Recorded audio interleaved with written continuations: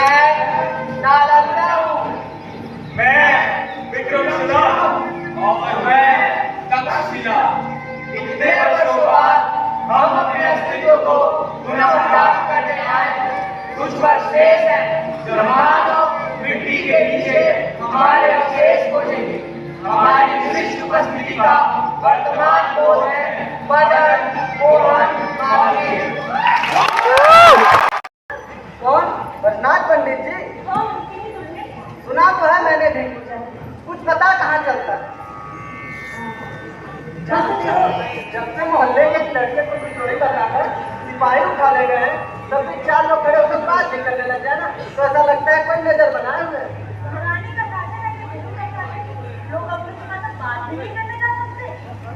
Company बहादुर का शासन इससे कम भयानक था क्या? इसी प्रयाग में पेड़ों पे टंगी हजारों लाशें तुम ढूंढ गए। हमारे जीवन में क्या ही करो, सच कहूँ तो दूसरी के यहाँ से पैदा होने वाला डर मन डरता था। अब जब हम लोग बुला दिया तो बहुत बुरा आज के मुहूर्त में मैंने विचार किया, यदि पंडित जी की संतान आज पैदा होती है तो देश और समाज पर प्रदर्शक समाज के निर्माण में अपना। हाँ बेटा, तुम्हारी माँ तो ठीक है बेटा? अरे तुमको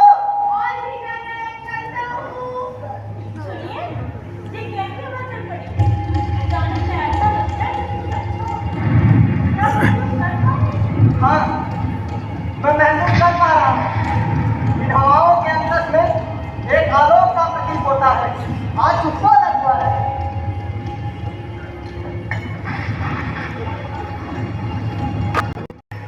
आज की रात कोई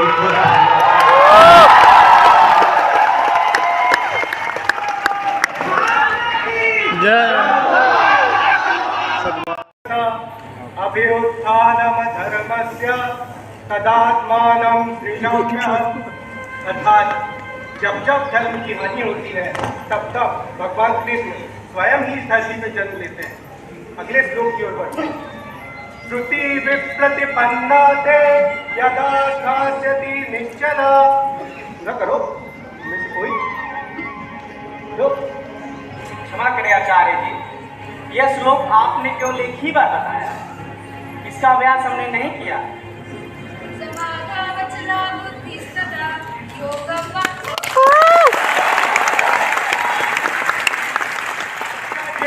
यही समाप्त करते हैं। तुम लोग भी घर के लिए प्रस्थान करो, मुझे कथा के लिए निकलना होगा।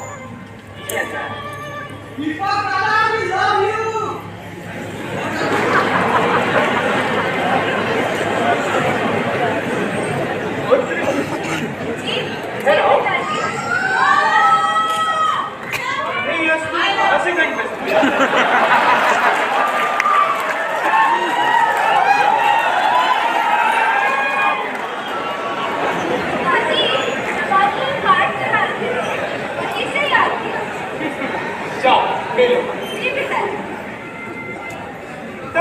बालक है, अगर इसका लालन पालन अध्ययन अध्यापन अच्छे से नहीं करा पाया तो कितना अन्याय होगा इसके साथ। मदन मोहन सनातन धर्म का पक्ष बड़ी वैज्ञानिकता एवं तार्किकता के साथ रखते थे। हृदय में राष्ट्र कल्याण और जिह्वा पर गीता हो, इस अद्भुत संयोजन के साथ मदन मोहन जब मित्रों के बीच अपनी बात रखते तो मित्र अभिभूत हो जाते।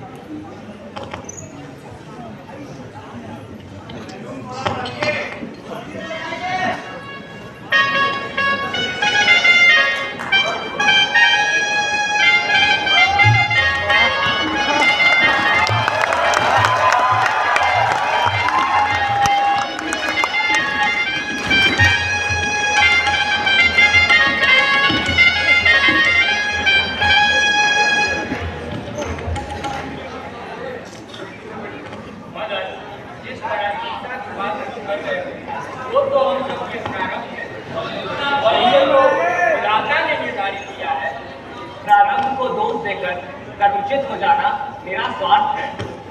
अच्छा, तो तुम प्रारब्ध को नहीं मानते? मानता हूँ, किंतु प्रारब्ध को प्रारब्ध कर्म की भांति मानता हूँ और कर्म के 3 भेद होते हैं, प्रारब्ध कर्म, संचित कर्म और क्रियमान कर्म।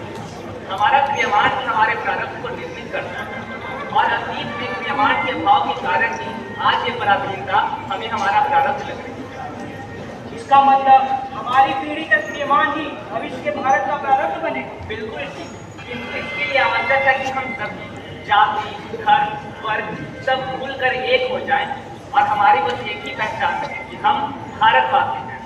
किंतु जाति का वर्तमान स्वरूप सनातन समाज में बहुत पहले से चलता आ रहा है। तो भाई इसी को तो बदलने की आवश्यकता है। तो तुम्हें सनातन धर्म की सामाजिक संरचना से आपत्ति है? कदापि नहीं। सनातन धर्म को सर्वाधिक व्यापक है। जब भी जो भी तत्व समाज के हित में कल्याणकारी होता है वह सनातन धर्म में कभी निषेध नहीं होता। इसीलिए अब समय आ गया है कि हम सभी एकजुट हो जाएं। वाह भाई वाह, एक ओर तो आप भागवत बांटते हैं और दूसरी ओर ऐसी खुली विचारधारा, इस तरह का समन्वय कैसे करते हैं? तो भागवत हमें रूढ़िवादी थोड़ी बनाता, बल्कि यह तो हमें समन्वय के विराट रूप का दर्शन कराता है।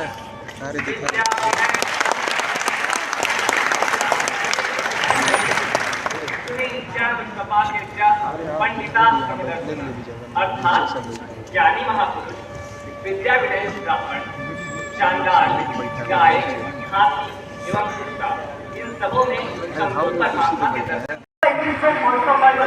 How can he master with his concerns and depth of fear? His very uneducated fellow subject, as if we were dumb sheep or cattle. We are not the very longer. India has found a wife at last in this great Congress, and in it and through it, we call on England to be true to her traditions, to her instincts and herself, and grant our strive at threefold British citizens. और अंततः मैं बिना किसी लाग लपेट के अपनी बात दोहराता हूँ। प्रतिनिधित्व नहीं तो कर नहीं, और यह भी पूरी निर्भीकता के साथ कहता हूँ। ये सरकार निरंकुश है, वह हमारे और इस प्रश्न को उठाते हुए मैं अपनी बात समाप्त करता हूँ। अगर प्रतिनिधित्व करने का अधिकार हर शिक्षित चिकित्सा को है तो अधिकार हमें क्यों नहीं?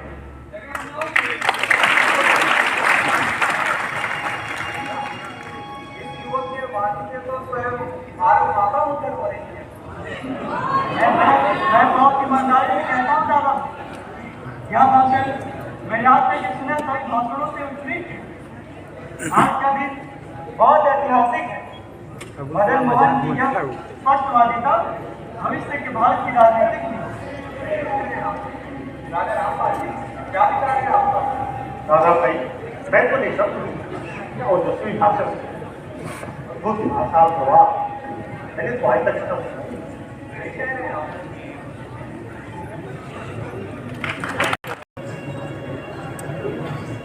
प्रणाम राज, आप जैसे विद्या के स्नेही व्यक्ति का सानिध्य पाना तो मेरे लिए सौभाग्य की बात है। मैं कई दिनों से ये सोच रहा हूँ कि आपसे मिलूं। ठीक है राजा साहब, मैं ऐसे ही आपको गुरेज है क्या? आप तो जानते ही कभी मैं लंदन से वापस जल्दी लौटा और वहाँ तो ये आम और शिक्षित समाज दृष्टि का सक्रिय ही नहीं। वैसे यदि हमें अंग्रेजों से बराबरी करनी है, उनके आचरण के व्यवहार को अपने साथ खत्म करने। माफ कीजिएगा राजा साहब, मैं आपकी इस बात से सहमत नहीं हूँ। यह हमारी धर्म और परंपरा में निश्चित है। बाकी रहा प्रगति की बात, तो उसके लिए परंपरा का त्याग आवश्यक नहीं।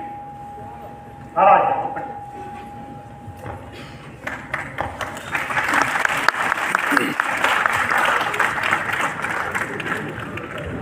कहे राजा साहब, किससे क्या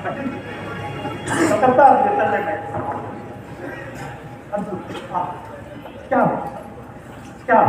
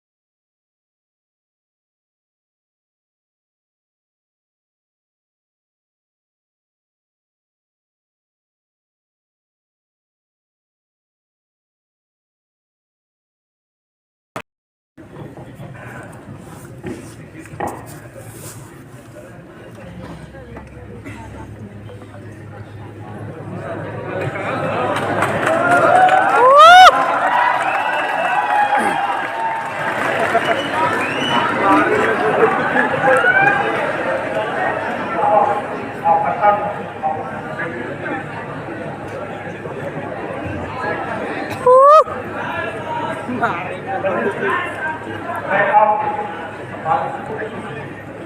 आप मेरे पत्र को देश के सांसद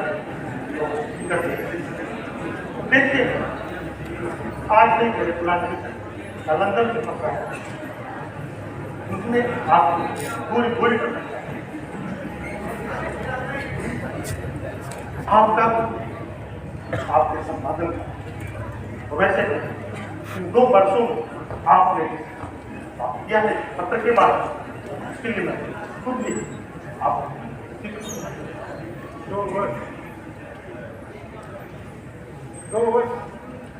सच में मैंने संपादन करने में कोई ढिलाई नहीं वरना कभी आपने मेरे कार्य में कोई दखल दिया मेरी दोनों शर्तों का भी आपने बराबर ध्यान रखा परंतु आज आपने इन दोनों शर्तों में से एक का आपकी ही खत्म कर मैंने आपने कहा जिस भी दिन आपने मेरी एक भी शर्त का उल्लंघन किया इस पत्र से मेरा कोई संबंध नहीं रहता मैं आपसे इजाजत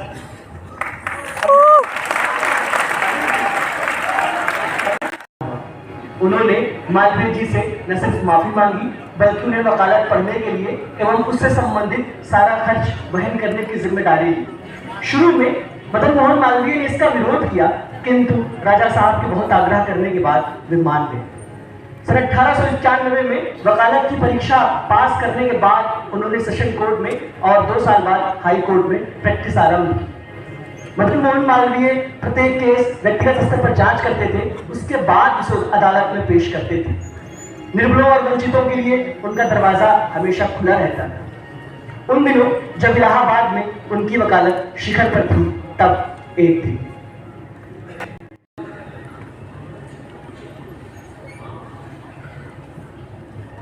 माफ कीजिएगा, आप ही मदन मोहन मालवीय हैं? जी हाँ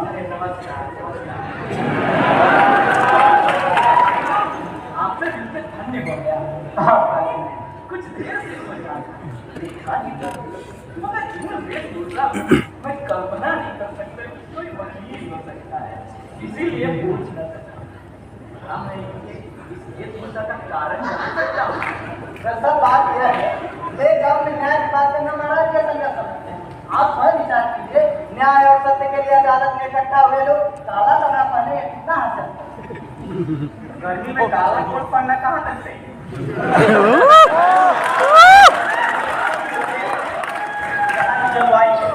लोग किसी ठंडी भी नहीं क्या अदालत में कभी इसके दौरान भी नहीं पहनते? नहीं महोदय इन वस्त्रों में मैं ज्यादा बुरा दिखता हूँ क्या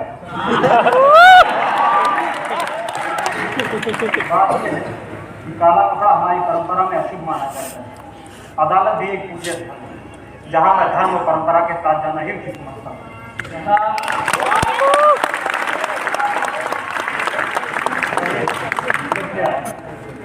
आज मैं बहुत जीवन तब आपका क्या सुना है? क्या बात मुझे बात बताता हूँ महाराज। दरअसल बात भैया महाराज समझने की कोशिश कीजिए। आप दोषी हैं तो आपने अपना दोष मुझसे क्यों छिपाया? क्योंकि मैं जानता हूँ यदि आप जानते कि मैं ही दोषी हूँ तो आप मेरा केस कभी नहीं लेते। आप दोषी हैं तो आपको दंड भुगतना ही होगा और भी वकील है इलाहाबाद में आप उनके पास चले गए होते मेरा धर्म क्यों कष्ट कराते? महाराज 90% केस तो हम पहले ही जीत चुके हैं, बल्कि यदि आप चुप भी रह लेंगे तो वैसे ही जीत जाएंगे। क्या संभव है? तुम्हें दंड भुगतना होगा। आप जितने रुपए कहिए मैं उतने दे सकता हूँ। आपके चुप रहने के बदले आपका कर्ज, आपकी जीवन दशा, पीढ़ियों का भविष्य सब बदल जाएगा। अपने दौलत किया कहीं और दिखा दबाव जाओ।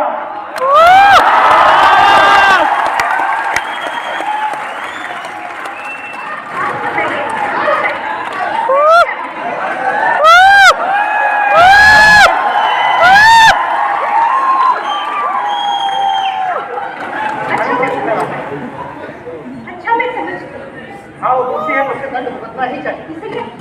चिंतित दिख रहे हैं। जो सक्षम है किसी कुशल वकील की फीस भर सकता है वो हमेशा विजयी रहता है। इसमें उतना नहीं निर्बल के लिए न्याय नहीं। इसलिए वह आपके पास आया था कि वो मुकदमा नहीं हारेगा। मेरा मन इस वकालत में चमकता जा रहा है। मेरे भीतर से मेरा देश मेरा समाज कहीं कम न हो जाए, इसका डर मुझे लगातार बना रह रहा है। शक्ति से न्याय पाने की एक प्रक्रिया तो अधर्म ही है। आप नाहक परेशान हो रहे हैं। न्याय और सत्य का पक्ष लेके आप देश और समाज का कल्याण भी तो कर रहे हैं। हिंदू हॉस्टल बनाना, नागरिक को अदालत में प्रवेश दिलाना, सब कुछ देश और समाज का कल्याण भी तो है। इसलिए अपने आकांक्षा को विराम मत दीजिएगा, घर की चिंता मत कीजिए। हम देश और समाज के लिए जितना अर्पित हो सकेंगे हो जाए। होने वाला है। पंडित मदन मोहन मालवीय जी हिंदू विश्वविद्यालय की प्रस्तावना पढ़ने जा रहे हैं।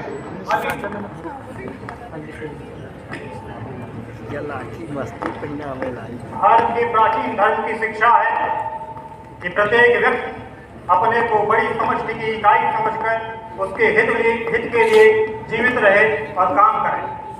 लोक कल्याण और लोक संग्रह को परम पुरुषार्थ समझें। आज काशी में हम जिस विश्वविद्यालय के स्थापना के महान संकल्प के साथ जुड़ने जा रहे हैं, उसका उद्देश्य इस प्रकार है। श्रुतियों तथा स्मृतियों द्वारा प्रतिपादित वर्णाश्रम धर्म के पोषक सनातन धर्म के सिद्धांतों का प्रचार करने के लिए धर्म शिक्षक तैयार करना, संस्कृत भाषा और साहित्य के अध्ययन की अभिवृद्धि करना, भारतीय भाषाओं तथा संस्कृत के द्वारा वैज्ञानिक तथा शिल्पकला संबंधी शिक्षा में योग देना। यह योजना सभी शासकों, संभ्रांतों, धर्माचार्यों, शिक्षाविदों एवं नेताओं के विचारार्थ इस अनुरोध के साथ प्रस्तुत है कि वे प्रवर्तकों को अपने विचारों से अवगत कराएं तथा इसमें संशोधन तथा सुधार हेतु सुझाव दें, ताकि यह विकासमान वैज्ञानिक ज्ञान की सहायता से लोगों की भौतिक समृद्धि की अभिवृद्धि में प्रभावी साधन साबित हो सके तथा वे अपने पवित्र ग्रंथों की शिक्षा के आधार पर अधिक पवित्र और सुखी जीवन व्यतीत कर सकें।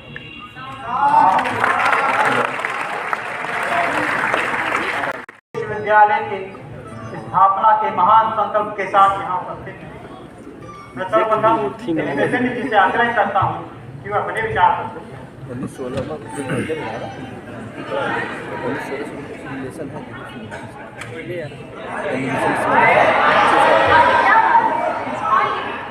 शताब्दियों को रास्ता की विवशता के बावजूद आज भी गांव का सामान्य से सामान्य व्यक्ति बदहाली झेल कर खुशहाल रहता है, नाचता है, गाता है, बजाता है, पूजा पाठ करता है और एक दूसरे की मदद करके ही अपना सर्वप्रथम धर्म मानता है।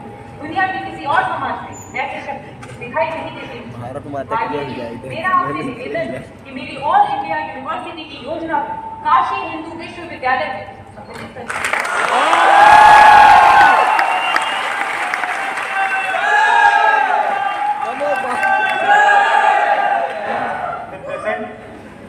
मैं समस्त भारतवासी की ओर से आपके इस योगदान को स्वीकार करता हूँ।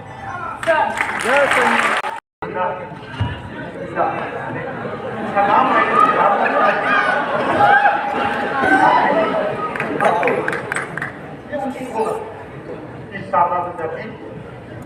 हिंदू विश्वविद्यालय की विराट योजना में शामिल करते हैं। ऐसा शुभारंभ अभूतपूर्व है। आज की तारीख 28 नवंबर 1911 ऐतिहासिक साबित है। मैं आज हिंदू यूनिवर्सिटी सोसाइटी का गठन करता हूँ। महाराज रामेश्वर सिंह जी, आपसे मेरा आग्रह रहेगा अब इस सोसाइटी के अध्यक्ष बनना स्वीकार करें।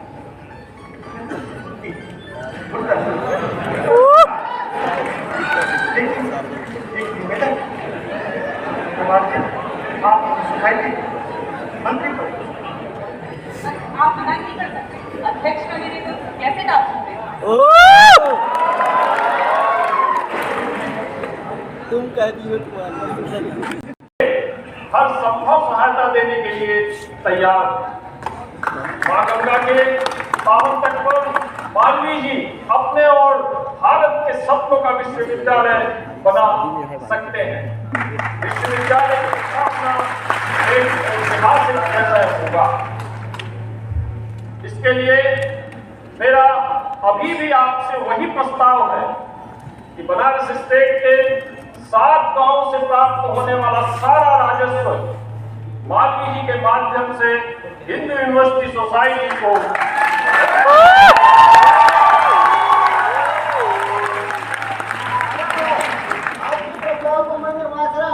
पहले ही डिस्कस कर दिया। आज गुजारी के बाद 50 लाख रुपए जमा करने होंगे। मैं जल्द से जल्द जमा करा देंगे। और मैं यह भी वादा करता हूँ कि जगह से बेदखल लोगों को किसी नई जगह पे बसा दिया जाए और उनकी आजीविका का भी समुचित प्रबंध किया जाए। यहाँ तो बहुत सुंदर प्रस्ताव है। ऐसा प्रस्ताव मैंने जीवन में आज तक नहीं सुना। आप क्या विचार हैं? मिस्टर बटलर, मैं तो निःशब्द हूँ। मैं हिंदू विश्वविद्यालय की स्थापना के वाल्मीकि जी के संकल्प और भावना का सम्मान करता हूँ। वाल्मीकि जी देश के भविष्य निर्माता हैं। मैं कैसे कुछ कर सकता हूँ? उन्होंने पहले ही बिना कुछ सोचे, बिना किसी अंतर्द्वंद के अपनी लाखों की फलती फूलती वकालत को हिंदू विश्वविद्यालय की स्थापना के लिए क्षण भर में छोड़ दिया। क्षण भर में।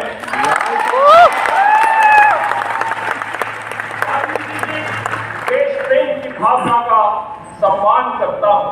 मैं तो हिंदू विश्वविद्यालय स्थापना में बस वाल्मीकि जी के साथ।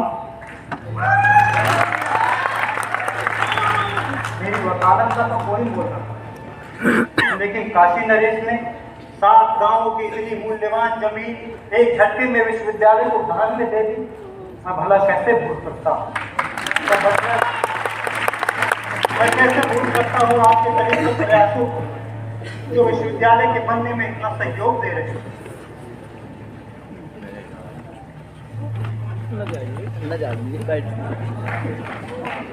वाल्मीकि जी अंगीकृतं सुकृतं परिपालयन्ति, ऐसा शास्त्रों में कहा गया है। यदि हम कोई कार्य हाथ में लेते हैं तो उसको पूरा करके ही अपना सौभाग्य मानते हैं। काशी के विषय में कहा भी गया है, अपारे तम संसारे सारवेदं चतुष्टयम् काश्यां वासः सदा संगः गंगा शंभु पूजनम। इसलिए मेरा आपसे निवेदन है कि ऐसा कर कि आप हमको छोटा न करें।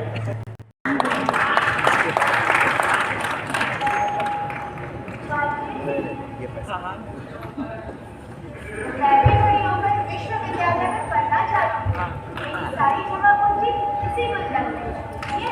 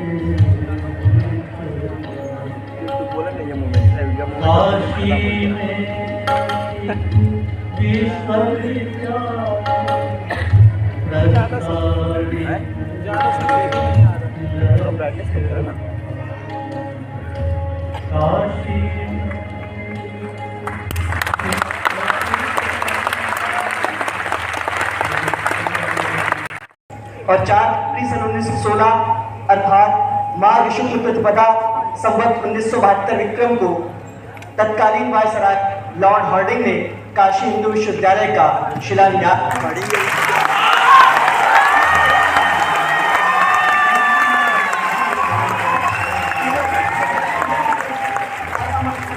बहुत से विद्वान, जमींदार, साहूकार और प्रतिष्ठित नेता उपस्थित थे। वायसराय महोदय ने विश्वविद्यालय के आदर्शों तथा उसके प्रवर्तकों की अभिलाषाओं के प्रति अपनी शुभकामना व्यक्त की। शिलान्यास के उत्सव समारोह कई दिनों तक चलता रहा।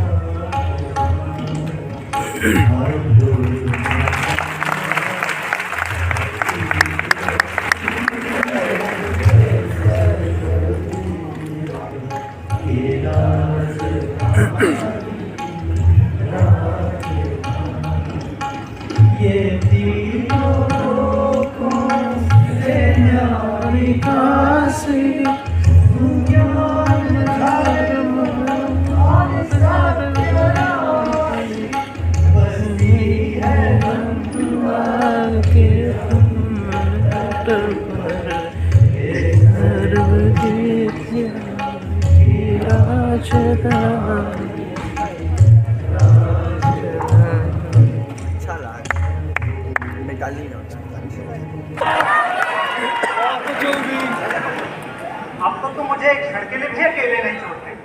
किसी ने कह दिया मेरे प्राण संकट में हैं, और तुमने मार लिए। भला ज्यादा से ज्यादा कोई क्या करे, प्राण ले ले। नहीं भैया, ऐसा मत करिए। मैंने आपको वचन दिया है और मेरे होते हुए पूरे बनारस में आपका कोई बाल विवाह का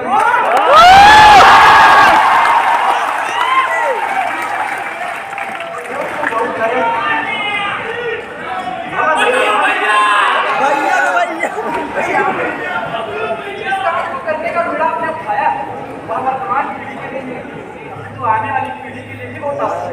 और यहाँ के लोगों को इस विश्वविद्यालय की महत्ता को समझना बहुत जरूरी है।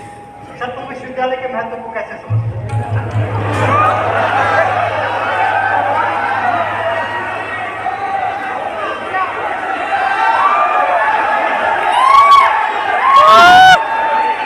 पीछे पीछे पीछे देखो, पीछे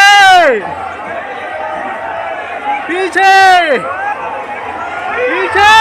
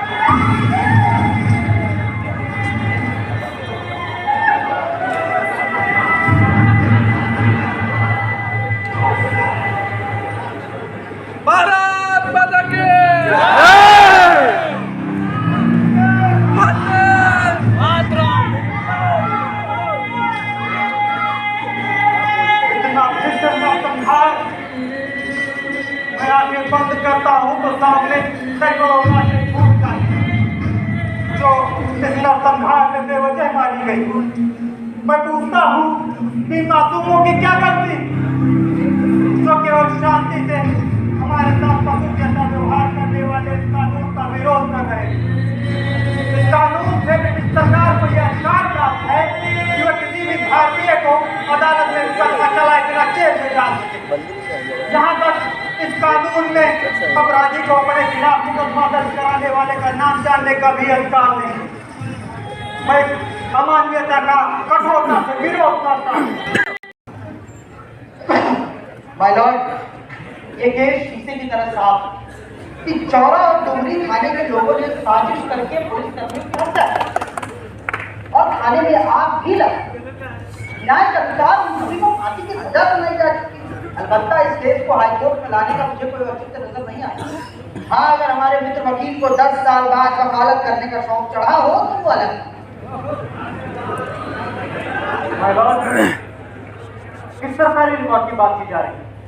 जिस रिकॉर्ड में केवल व्यक्ति के दोषों और दंडों की बात की जाती है। मैं पूछता हूँ, 17 मार्च को डुमरी गांव में पुलिस के द्वारा तोप से हमले का प्रयास किया गया। क्या गांव में केवल मनुष्य रहते हैं, पशु पक्षी पेड़ पौधे आदि कुछ भी नहीं? अगर रहते हैं तो सरकारी रिकॉर्ड उन हानियों को क्यों नहीं दर्ज करता है? स्पष्ट है, संवेदनहीन सरकारी रिकॉर्ड इस केस के प्रमाणिक आधार है ही। माय लॉर्ड, हमारे काबिल वकील साहब चाहते हैं कि सरकारी रिकॉर्ड में दंड और दोषों के अलावा कीट पतंगों, चिड़ियों, जानवर आदि का ब्यौरा दर्ज किया। अब 10 साल वकालत छोड़ने के बाद भूल गए हैं क्या अदालत में तर्क और जिरह की भाषा बोली जाती है, पर्यावरण, धर्म, मानवता की बातें नहीं बोली जाती। मैं पूछता हूँ, आपके पास क्या उन 171 सजायाफ्ता लोगों के पक्ष में कोई तर्क है या यहाँ भी आप भगवत कथा बात? तर्क है वकील साहब। दंड प्रक्रिया संहिता 1898 की आरटीसी की धारा 239 ये तय करती है कि अलग अलग लोगों का केस भी अलग अलग बनता है। डुमरी गांव और चौरा थाना दोनों की घटना और घटनास्थल दोनों अलग अलग। इस तरह से ये केस 171 लोगों का संयुक्त रूप से है ही नहीं, और किसी एक केस में 171 लोगों को फांसी देने का आधार ही नहीं बनता। जिस केस का आधार ही अस्तित्व हो, उसका निर्णय कहाँ तक ठीक हो सकता है?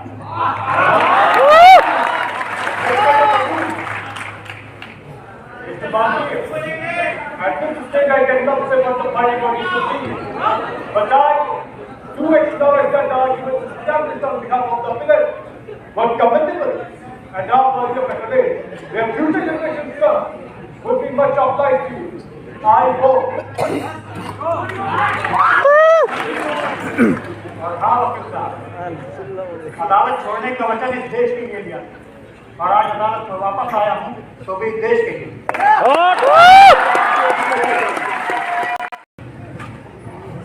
मेरी अंतिम आकांक्षा है गोविंद, इस राष्ट्र को जितना कुछ मैं देना चाहता था शायद उसके लिए पर्याप्त समय नहीं।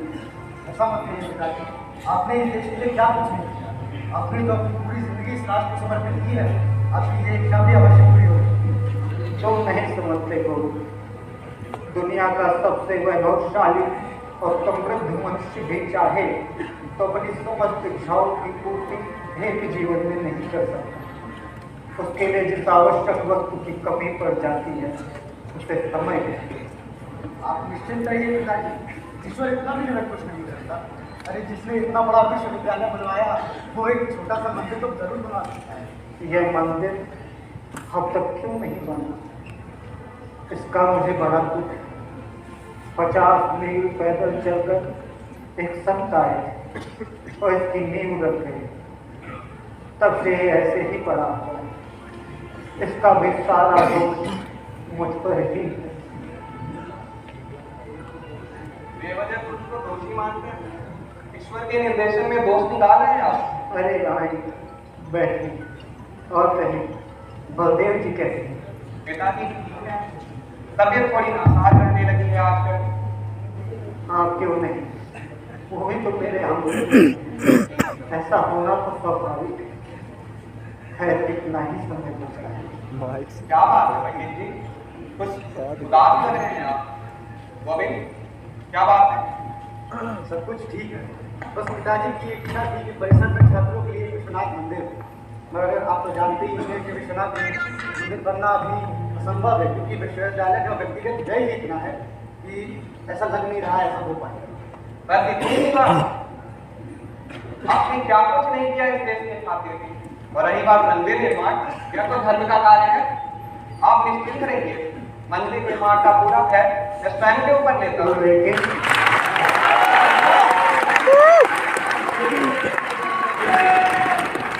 आप निश्चिंत रहिए, मैं स्वस्थ होकर इस परिसर में दौड़ लगाए, बस यही कामना है। आपका आश्वासन तो मैं संतुष्ट हूँ। बिल्कुल, और बेवजह चिंता बिल्कुल मत कीजिए। वैसे आपकी इसके अलावा कोई व्यक्तिगत इच्छा हो तो कहिए। मेरी व्यक्तिगत इच्छा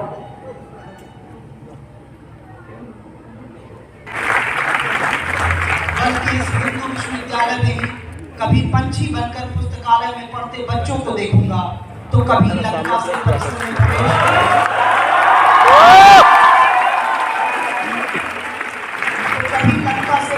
प्रवेश कर रहे नए छात्रों के मुखमंडलों को निहारूंगा, तो कभी स्वयं ही यथारूप किसी शिक्षक के सामने प्रस्तुत हो जाऊंगा और प्रश्न करूंगा कि कहीं वे अपने मूल पद से भटक तो नहीं रहे।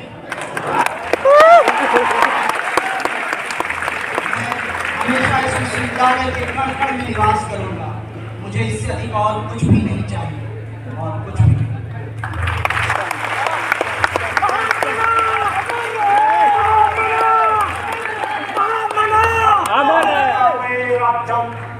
ना स्वर्गम ना पुनर्भवम कामये दुष्टप्तानां प्राणिनां भारतीनाशम्।